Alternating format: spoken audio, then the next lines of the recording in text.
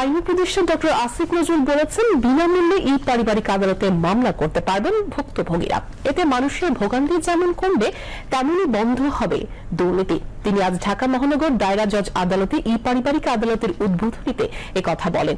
অনুষ্ঠানে বন ও পরিবেশ উপদেষ্টা সৈয়দ রেজওয়ানা হাসান এবং প্রধান উপদেষ্টা ডাক, টেলিযোগাযোগ ও তথ্য প্রযুক্তি বিষয়ক বিশেষ সহকারী ফয়েজ আহমেদ তৈয়ব উপস্থিত ছিলেন। বন ও পরিবেশ উপদেষ্টা বলেন, নতুন এই প্রক্রিয়ার মাধ্যমে পেপারলেস সিস্টেম আরও এগিয়ে যাবে। প্রধান উপদেষ্টা বিশেষ সহকারী ফয়েজ আহমেদ তৈয়ব বলেন, এই ডিজিটাল কার্যক্রম আইন পেশাজীবীদের আরও দ্রুত কার্যকর সেবা দিতে সহায়তা করবে। আইন উপদেষ্টা বলেন, সংস্কার মানে শুধু সংবিধানের সংস্কার নয়, বিভিন্ন ক্ষেত্রে বহু সংস্কার করা হয়েছে। তিনি বলেন, শুধুমাত্র আইন মন্ত্রণালয়ে 21টি সংস্কার করা হয়েছে।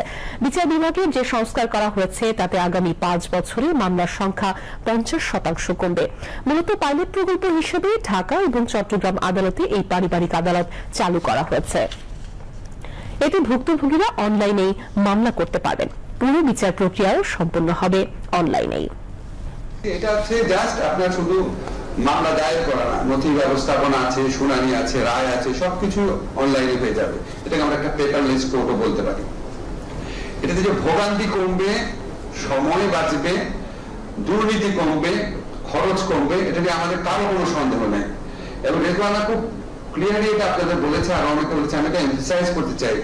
আপনারা লয়ার একটা গার্ডিয়ান হন, আপনারা একটা গার্ডিয়ান হন, আপনারা এনশিওর করেন যে এটাকে কেন পলিউট করতে না পারে, এটাকে কেউ যেন ডিস্টেবিলাইজ না করতে পারে। এটা যেন এখান থেকে যে যাত্রা শুরু হয় এটা যেন থেমে না থাকে। দেখেন ডিজিটালাইজেশন সুবিধাটা কি। আমরা হোয়াটসঅ্যাপ ইউজ করি, আপনি জানেন আমাদের যে মাননীয় প্রধান উপদেষ্টা আছে, ওনার দুটা বড় অফিস আছে, একটা হচ্ছে তেজগাঁতে, আর একটা হচ্ছে ওনার বাসার নিচতলা অফিস। কিন্তু ওনার সবচেয়ে বড় অফিস কোনটা জানেন? ওনার সবচেয়ে বড় অফিস হচ্ছে হোয়াটসঅ্যাপ। আমি ওনাকে বক্তৃতা লিখে হোয়াটসঅ্যাপে পাঠিয়েছিলাম একবার, উনি আধা ঘন্টার মধ্যে সে বক্তৃতা এডিট করে হোয়াটসঅ্যাপে আমাকে পাঠিয়েছেন বাংলাতে। কাজে আমাদের যে অহেতুক ভীতি কাজ করে, ডিজিটালাইজেশন করলে হয়তো আমার ইনকাম কমে যাবে, কাজ কমে যাবে, কখনোই কমবে না। আরো তখন দেখবেন যে ডিজিটালাইজেশন হয়ে গেছে, মামলা প্রতিকার পাওয়া সহজ হচ্ছে, আরো অনেক লোক মামলা করবে, তখন অনেক বেশি লোক মামলা করবে। কোনোভাবেই আপনি কোনোভাবে ক্ষতিগ্রস্ত হবেন না।